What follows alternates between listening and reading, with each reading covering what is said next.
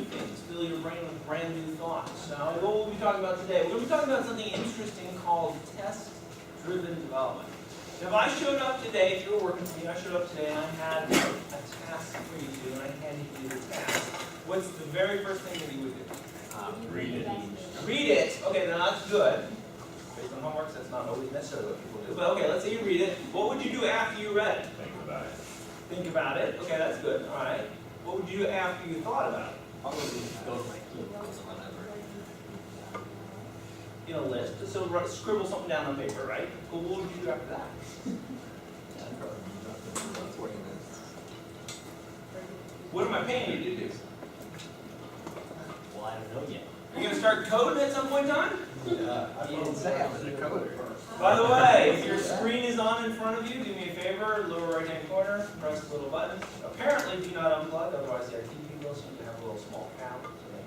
So, okay, so we'll agree that fairly rapidly, you probably start cranking out some code, right? Sound like a reasonable sort of thing? Okay. Well, and in all honesty, from a developer's point of view, when we see a problem or when we're handed a task to do, that's really sort of our gut reaction, right? We look at it, we start thinking about, how would I do that? What kind of code is that going to require? What am I going to have to change to implement that? Now, there's no problems with that. But what we're going to talk about today is a different way of tackling it. So when you're handed something, what we're going to say is stop. Yeah, it's going to be important, obviously, for you to eventually create the code. But maybe that's not necessarily the first or one of the first 5 things that you should do. Maybe there's something that you should do before that. So let's talk about this. All right. So we've got a brand new idea, and brand new idea says, hey, maybe you should test your code first, not last. Traditionally what we think about is, well, I'm going to write some code, test code. Now I'm going to create a test case or a test condition to make sure that my code works correctly. Makes sense, right? And what we're going to talk about now is doing that sort of like backwards.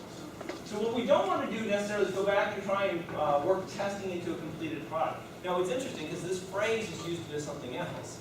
You don't want to go back and work security into existing code either. Really, you want to work security into code from the get-go. But we don't want to work testing into a project after we're all done with the project. Rather, what we'd like to do is work testing into it from the get-go. Okay? We want to build support for testing into the project from the start. And this idea is called test-driven development, or TDD. Okay? We create code with testing in mind from the start. Just to refresh your spring break addled minds, we had user stories for our little hut that was on the lake that we're trying to get people to come to. One of the user stories we had was pay with Visa, MasterCard, and PayPal. We'd broken that up into 3 different tasks. One being pay with Visa, one pay with MasterCard, and one pay with PayPal. That's the end of the refresher course. Poof. All right. So the concept here is test first. So our pay with Visa, MasterCard, PayPal user story, we're going to break it up into tasks. Okay. If we're going to test first, then we need to take a look at our first task. And our first task is pay with Visa. All right. Cool. All right. So we peel that task off. Okay. If we jump right into creating code, then we're sort of screwed because that's what traditionally we always do. So we want to do something a little bit different here. Okay, we don't want to do testing last. Okay, so first off, let's take a look at what we're responsible for creating. So we've got this task, allow users who want to come to our shack on the pond in the neighborhood to pay with Visa. Great. Okay, so there's really 3 parts to what they're going to be doing. First off, we have to represent the order information. Hey, they're ordering something from us, so they have to give us some information. Specifically, we need to get their name. Who wants to come to our shack? What are they actually ordering? I'm ordering a weekend sometime in May. And how much are we going to charge them for it? I mean, that's an order in a nutshell, right? Okay? Now, when they're going to pay for it, we got to get some information about how they're going to pay for it. And there's 2 pieces of information that are going to be most critical there.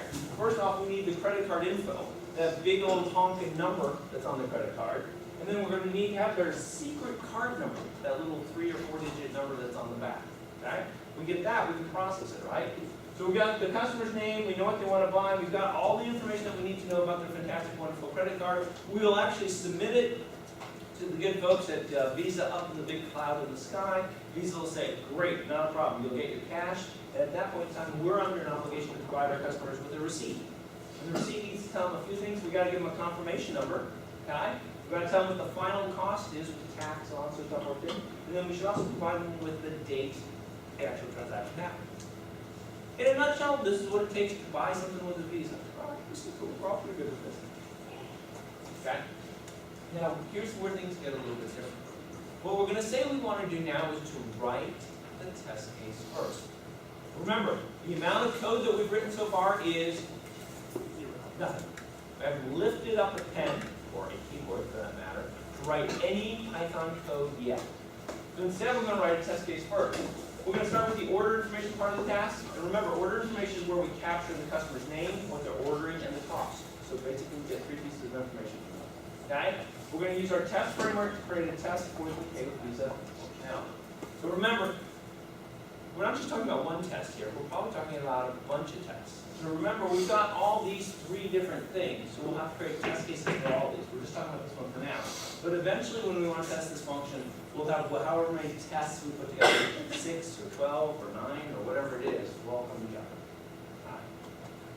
When we're creating test cases before you write the code, letting those test cases drive how you drive the code, we're using TDD, formal term, and K means write every line of code specifically as a response to your tests. So, you know, we've been sort of viewing the world in terms of I have a task, and now I'm going to write some code based on the task. Now we're saying stop. Let's look at the world a little bit differently. How about I have a task, I create a test case for that task, and now I'm going to write some code, but my code is really now based on my test case. Alright? And what's interesting about that is that you're going to be writing your code very, very specifically just for that test case. So it means that all sorts of interesting, crazy ideas that were running through your head about how you could do the code, you know, I'm doing this now, but I could also stick this other functionality in, I could go, that's all gone. Because now you're really just writing your code for that one test. Created. Okay? The first step needs to be to determine just exactly what needs to be tested when we're creating our test case, right? Okay? So this is super fine-grained testing. We want to make this as narrow a test as possible. We want to test as little functionality as is humanly possible. Okay? We figure out what the smallest test is when we're using the order information. So if we go back here, order information. So we're going to capture customer's name, what they're ordering, and the cost. What's the smallest test do you think that you can come up with for that? What's the first thing we're going to capture? Their name. Great. So I want to create a test case for that. Give me your name. Thank you very much. What do I have to test if somebody's giving me the test name? Well, who knows? They can be anything, right? So I can't tell. But how many characters are there in a standard person's last name? Okay, what's the maximum number of characters in a person's last name? I don't know. I mean, if you're writing a program, you're going to have to make a call on that, though, aren't you? 25? My friend from Nairobi, who has the glorious family name that I have no idea. You know, there's got to be some culture someplace that has super long names, right? You know. But yeah, so you'll make a decision on that, right? So if you're going to do a test case, it sounds like you want to test really long names. What else should you test? Short names or no names. My family does not have a family name. We have to do no family name family, so whatever. Okay.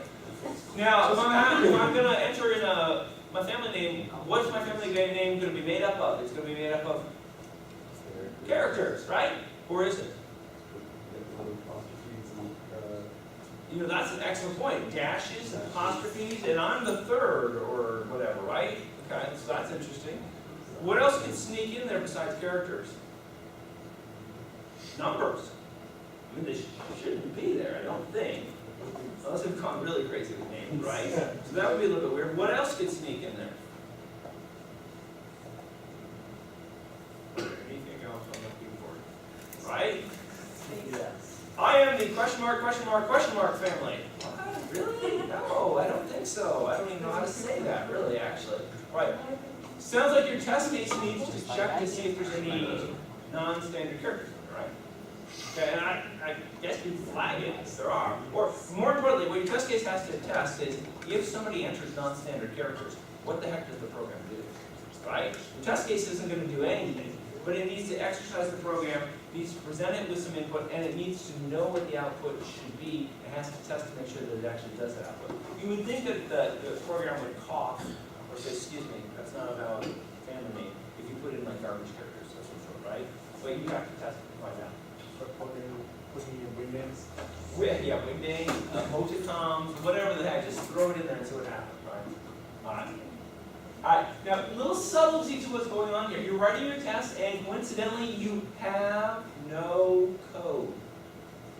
Right? Zero code is what you have at this point in time. You're going to have a lovely test case. Okay? If you run this test case, what should happen? Should it pass or fail? It should fail horribly, right? So the thought is you've got other test cases, and you're running these test cases every day or every week or something like that. You create this brand new test case, you put it into your test case library, so it gets run with everything else, and it should be a gigantic red flag that says, I'm sorry, you did not pass this test. And when people come to you and say, well, why is this test failing? You should look them straight in the eye and say, it's failing because? I haven't read the code. All right, so there you go. I like them apples. Thank you very much. Right? But you know that it's supposed to fail, and so you're very, very comfortable with that. Okay? So rule number one of test-driven development is your test should always fail before you implement any code. All right, we're all cool with that. You want your test to fail when you first write them. Point of test is to establish measurable success. So really, because it's failing, now you've got a goal. What's your goal? To do better. But how do you know you're doing better? It'll pass, right? So there you go. You've got this horrible test case that's saying, it's not working correctly. So when you write your code, the sole goal, the one thing you want to accomplish with your code is to pass the damn test, right? If you can get it to do that, then it's been a good day. You can go home with that one. Okay? So you know exactly what you have to do. You have to get it so that your code allows you to pass that test. Okay. So now, here's the other interesting part. Remember, we wrote a really specific, tiny little test case. Now what you're going to do is you're going to write a tiny little specific piece of code. Your code has one goal in the world. And what is that goal of your code? It's to pass the test. And what that means is you don't do anything else. In the business, it's called getting your tests to green. Why is it called getting your tests to green? But generally, if you have a big program that's running all your test cases, if every test case passes, it's going to give you a nice green bar, and if it fails, it's going to give you a red bar. So initially, when you run all these test cases, you're going to have a screen filled with red, and it's going to be very sad inside. But then as you write your code, and you start to pass your tests, all those red bars are going to turn into green. Rule number 2, you implement the simplest code possible to make your test cases pass. So it's simple, simple, simple. We're keeping everything very simple. We're cutting out all the bells and the whistles and the frills and the extra, and oh wow, maybe I should do that type of stuff. Okay? It's called the Yanni principle. Okay? What you're trying to do is do the simplest thing that you can do in order to get your test to pass. That's all you're trying to do. Okay? You don't want to add anything that you might, possibly, could, maybe need in the future. No, don't do that. And the reason is because if you really, truly do need it in the future, you'll write a test for it eventually. When you write a test for it, you'll write some code for it. But don't worry about it for right now. Focusing on small bits of code is the key to test-driven development, and Yanni stands for you ain't gonna need it. Probably not, that's probably true. Right? We write lots and lots of code that have lots and lots of things in it that actually never get executed or used. Just because at the time we were writing it, we thought, oh yeah, no, that'd be pretty cool to put in, and then we don't use it. 3 steps to test-driven development. Red, your test fails, and this is where you all start, okay? You write a test to check whatever functionality you're going to be writing, okay? It's going to fail, because you haven't written any code. Of course it's going to fail. That's what you're looking for. It's going to make you feel happy inside. This is the red stage because you're testing blue, so you're testing red. That's failing. You then move to green. Green's good, okay? You implement the functionality in your code. You actually write the software that's going to implement that particular feature. You write the simplest code possible to get the test to pass. You don't write more code, you don't write the code to do all the really cool stuff. Instead, you just write the bare minimum amount of code that's going to be necessary to get that darn test case to go from red to green. Okay? This is called the green stage for obvious reasons. When you get all of these done, we now move into what we call refactoring. Refactoring is a clever word that we use for going back and changing your code. You know that your code works, but your code may not be pretty. You may accomplish something doing it sort of an ugly way. Having done it, you may have had a mental breakthrough that says, hey, there's a better way to do that. I can do it in fewer lines, I can do it quicker, I can do it more efficiently, I don't have to do so many variables. Doesn't even matter what it is. You're like, now that I've done it, I know how to do it better. Fantastic. So it's called refactoring, and you go back and you change your code. You know, after you refactor, of course, you run your test case. You want to make sure that the refactoring didn't screw up and it was fantastic working code that you had just a few minutes ago, right? Okay? Once you get this all taken care of, bam, you're done with this particular functionality. You have a test case for it, and you have the code for it, so you're all done. Move on to the next bit of functionality that you're going to have. Got it? So now remember, this is a little bit different, right? Because when you get done doing all your coding, guess what? You're going to have a zillion test cases. Your coding and your testing will be done at exactly the same point in time. It's not like I wrote all this code, now I got to take a month off and create a whole bunch of test cases for it. Sorry, I wrote all this code, now I have to remember what I did, and now I have to go create a whole bunch of test cases for it. Instead, when you get done with this, man, you're done. You got test cases, you got code, you know that everything works perfectly. Woohoo! Time to go to the beach. All right. So here's our little exercise, pay with Visa. So we talked about what we can do for entering stuff. I guess what else do we have? What other tests could we create? Well, we have to enter the credit card number, right? Credit card number is actually two things. It's the big jumbo card with the number that's on the card, and that's the magic 3-digit number, right? So what kind of tests could we come up with for that? To make sure we get the numbers, only numbers. So only numbers, because that's all you see on the credit card number, right? You don't see letters, or you don't see funky characters. So that's the key thing. How long is the credit card number? Is it 16? Okay. So is it ever 15? 17? All right, so we can confirm that the length is a fixed thing, right? All right, so that's cool. So we can double check that.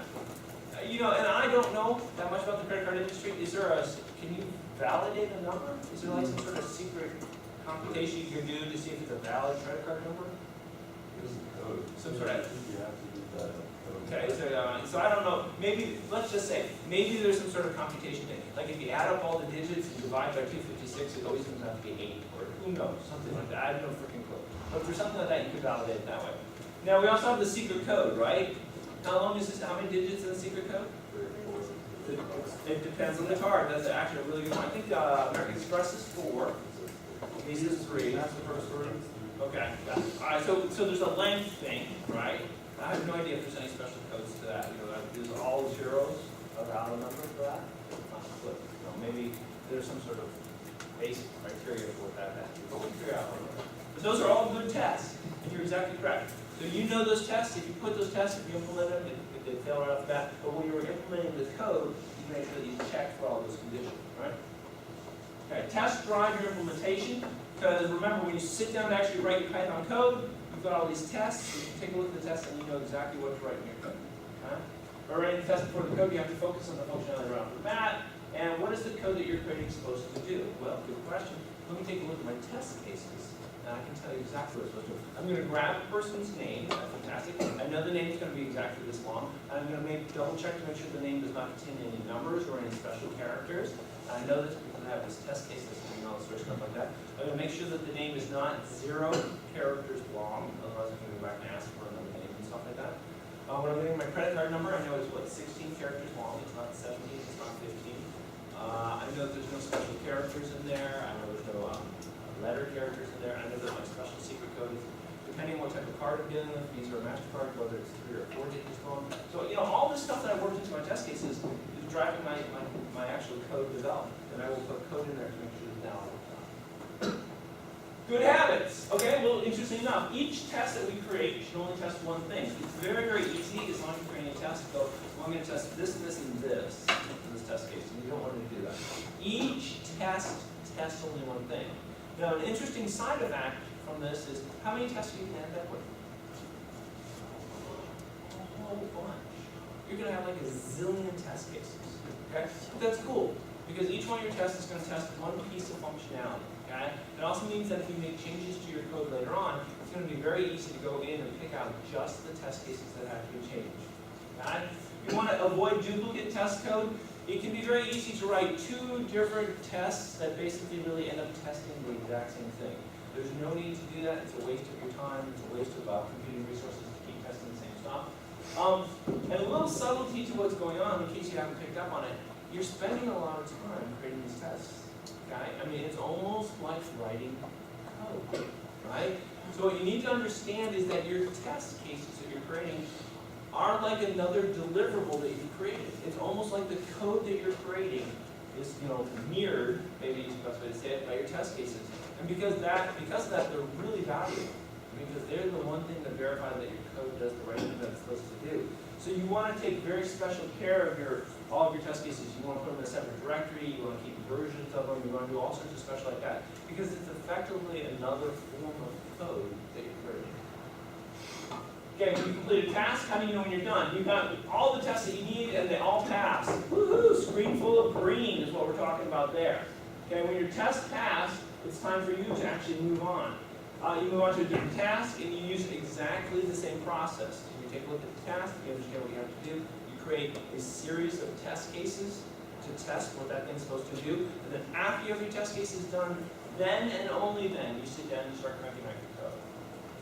Okay, dependencies, oh bad. We don't like dependencies.